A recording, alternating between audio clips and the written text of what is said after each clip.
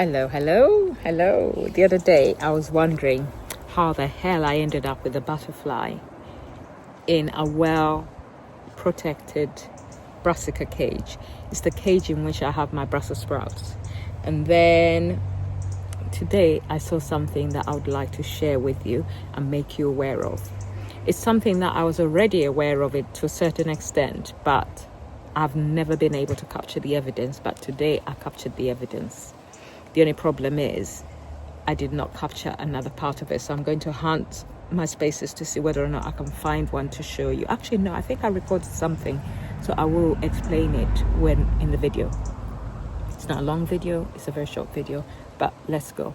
Let's go have a look. This is my Brussels sprout bed. And my Brussels sprouts are doing absolutely fantastic in there. They're starting to actually have a few tiny little Brussels sprouts coming through, and everything is thriving and looking luscious. However, what I noticed when I was around, and I've been noticing it for a while, is the butterflies still come and fly around it with a lot of hope.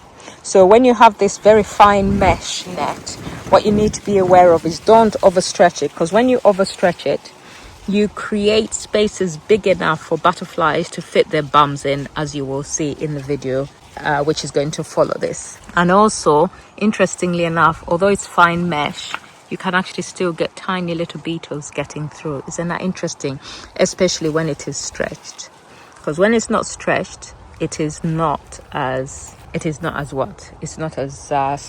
easy for the butterflies to get their bums in. So this is scaffold netting. Now, scaffold netting has holes big enough, so if your brassicas are touching the walls of your scaffold netting, that's how butterflies are able to push their bums in and put an egg on your leaf, which will then grow, and then you come back to find a butterfly flying within your net or eating something within your net, and you start to wonder how the hell it got in here. Now, let me see whether or not I can actually see any eggs on here. I do not think I have any eggs. But what they do is they don't do a whole bunch of eggs as you would normally find when they're able to get in easily.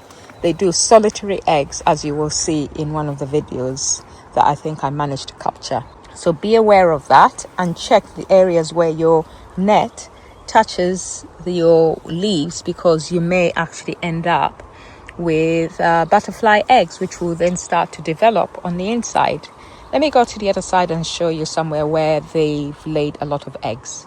So as you can see, just here we have a whole lot of butterfly eggs which have been laid there in an attempt to try and get in. They just push their bums through, but obviously it has not worked. But please be aware of the ninja butterflies which are about. They've gotten cleverer and cleverer with the increasing amount of gardeners who've actually gotten wise to their ways and tried to keep them from being able to get to their plants.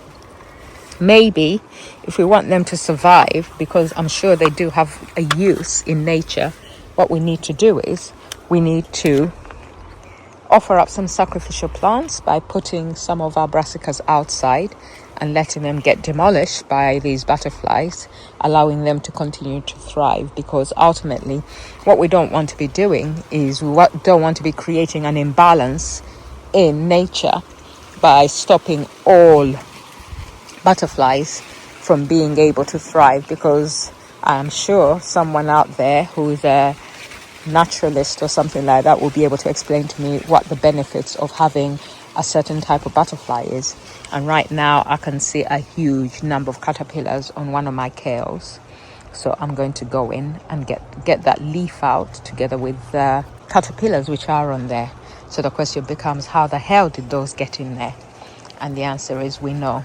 I think these ones I didn't start covering them immediately, so one of them probably got in that way.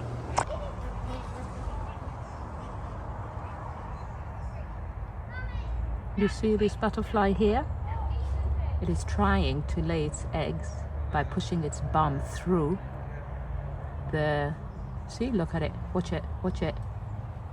So this is why you need a fine mesh, because it is trying to bullet the eggs into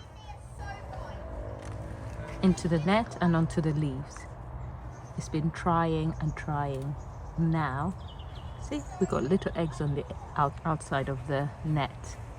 As it keeps trying, let's pull back a little bit so we can actually watch it as it tries to find somewhere else to lay its eggs. So guys, fine mesh is the best mesh, because this little one here, I've got loads of eggs that are drying on the outside, but it's successfully, if you've got leaves touching the net, it thinks that it's successfully landed one.